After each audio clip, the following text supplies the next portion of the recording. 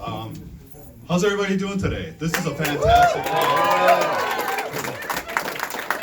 I just made a friend. I have an update on the numbers. It was 5,000 doors today alone. That's an amazing number. You know, and this kind of energy is going on throughout the entire country.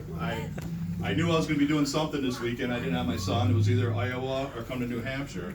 And people are sending me stuff from Iowa. It's like -2, -5 degrees there. And as I was leaving Milwaukee last night, the snow started coming down. And I guess it's probably the same kind of forecast you guys get around here. The weather's kind of similar. Anywhere from 1 inch to 2 feet. But I was really, when I was looking over the itinerary for this weekend, this event really hit home for me. Talking about dedicating an office to Al Johnson, who was somebody, I mean, I've never met him in person, but I feel like I know him. I feel like I sat across the table from him at Thanksgiving, and we just had opportunities to talk. There's, I mean, that kind of kindred spirit in people that you know, that a man that stood up for something that he really believed in. You know, myself, I'm a veteran. I served 3 years in the Army, and I did it out of wanting to do something for my country, and then get money too to go to college. At the time, it was in the, I'm gonna date myself, mid-'80s. After I graduated from high school, I went and I enlisted. I spent some time in Honduras, and I got out. That, you know, that was my choice. And when I hear something about somebody being a conscientious objector and wanting to stay out, people are like, well, as a vet, doesn't that tick you off? And I was like, you know what? If that's his belief, and he doesn't want to hurt another person, that's his choice. That's completely his choice. And I actually have more respect for people like that are willing to stand up and go against the grain from things that's not easy to do.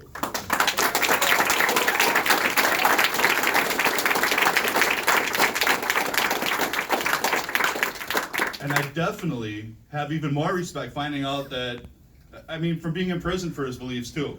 For what did he do? He didn't want to hurt somebody, so he was in prison. Spent time in solitary confinement so that his spirit wouldn't infect the other people that were in prison. I mean, think about that.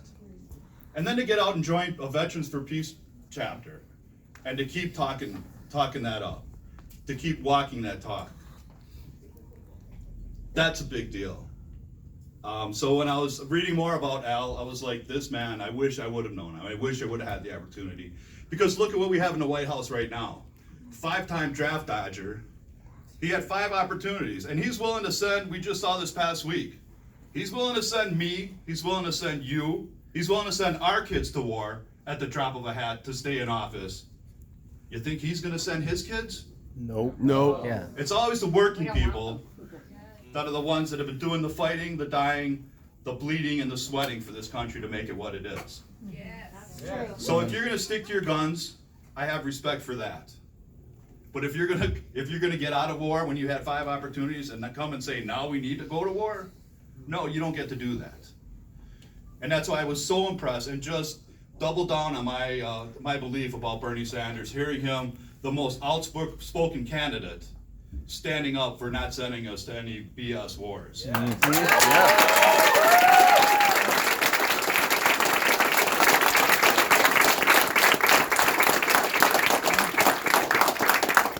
As a matter of fact, usually I'll get a call from the Sanders campaign asking, are you free this weekend to go do something? This time I reached out to them. And I said, I'm so fired up about what's going on. Find something. You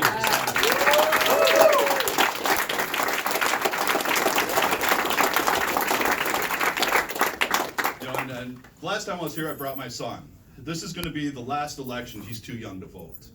And just looking back at all these endless wars we've had, and I'm thinking he hasn't been alive for 1 year to know what it's like to live in a country that's not at war. And at the time I went in, it was the Cold War, 83, 86 was going on. There was stuff going on in Central America, but it wasn't anything like what we have now. And there's no way I'm gonna have my son go and fight a war that Donald Trump starts just to remain in office. Mm-hmm. But it comes back down to volunteers. And I feel that you all are so blessed to have known a man like Al Johnson, to come up here, to spend his weekends here, fighting for something he believes in, which pretty much sums up his entire life from everything that I've read or been told about him. And that's why we fight, and that's why this slogan of Bernie Sanders, "Not me, us," means everything. Because that's what it's about. That's what this movement is about. It's not about one election. And we saw that so very, very clearly stated after the 2016 election, when Bernie Sanders wasn't our nominee, but he still fought to help win because he knew what would happen with Donald Trump in the White House.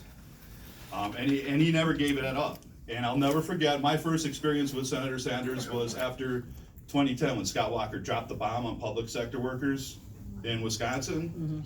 That was when I really dove in deep to the political spectrum. And we were able to I started the first protest we had on behalf of workers' rights, and we saw that get built up to 100,000 people doing laps around our Capitol.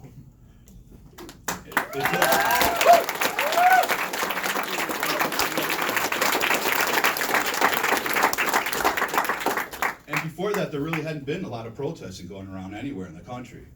And that showed me that people really care. So that's why it's continuing along. And in 2016, after that too, I remember President Obama was promising to put on a comfortable pair of shoes wherever collective bargaining rights are under attack. He didn't show up in Wisconsin. Senator Sanders did.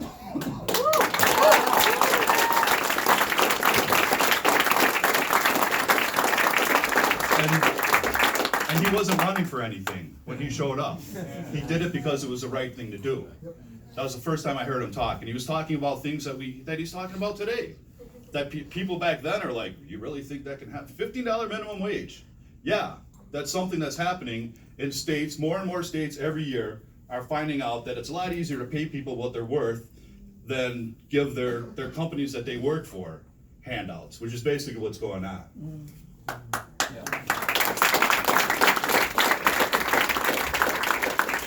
So when he decided to run for president in 2016, I was an early supporter of his. It just made too much sense. Medicare for all. I mean, another thing that I have in common with Al was that I was diagnosed with cancer. I didn't have any insurance at the time, but I know how painful having cancer is. And to hear that this man was making 200 phone calls on his deathbed tells me that you're not going to find too many people more committed than Al Johnson. They just don't exist. But the fact that they do exist, and the fact that he was doing it on behalf of Senator Sanders, lets me know that I'm in the right place too.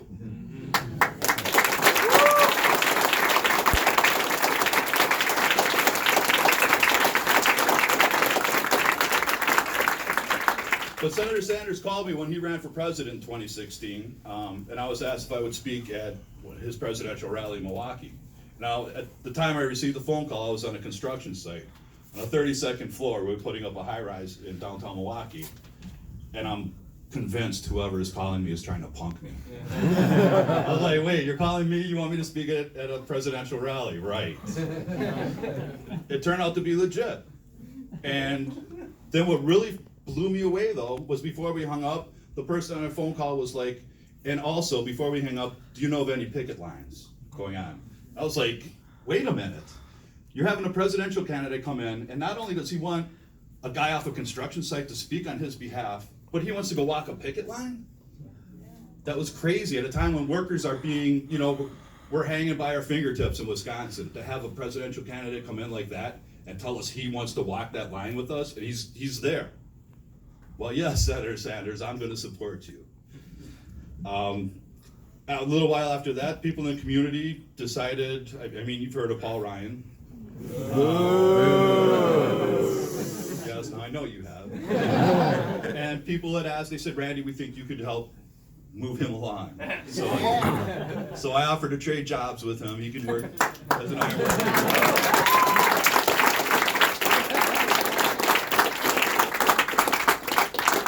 I mean, a lot of other people thought that was a great idea, except for ironworkers. Let me tell you, my phone blew up. They're like, don't even think about letting that guy show up on our job.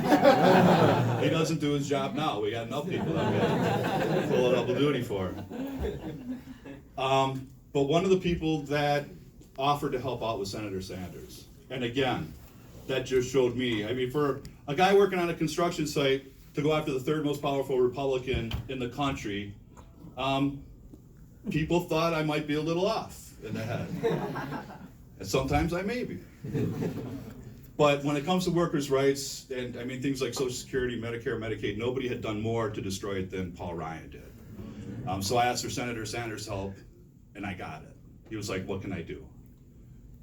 If I show up in your district, would that help?" Well, yes, Senator Sanders. In Wisconsin, you won 71 out of 72 counties.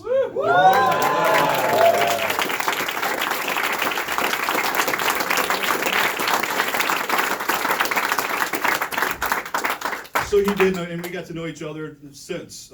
This last time when he decided to run, he called me 2 days up and asked for support, and without hesitation. It was an easy move to make. No matter who else gets in this election, I'm still with Senator Sanders. Woo!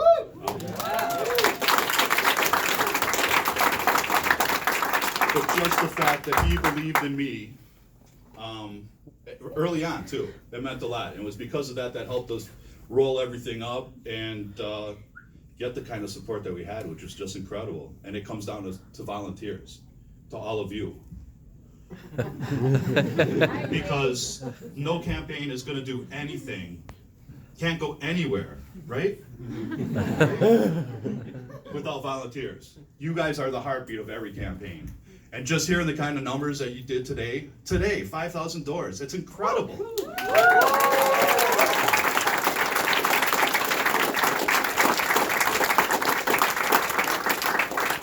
And to come here, and honor and name this office on behalf of L. Johnson is just, I think it's a fantastic way. This weather, I think, is helping to make today exactly what it is. Just driving around throughout the state and ending up here on behalf of L. Johnson and people that are just door-knocking machines. But this is going on all around the country. This is how we're going to win. It's about us, is what it comes down to. And even though we weren't successful, I didn't win my election. We chased Paul Ryan away. Even though I didn't win my election, I tell people it's not just one election, it's a movement. Mm-hmm. And let's keep moving forward. And don't step backwards. And so thank you all for being supportive, for helping make my son's future better by electing an organizer-in-chief, Bernie Sanders, who's going to keep the move in the movement. Yeah.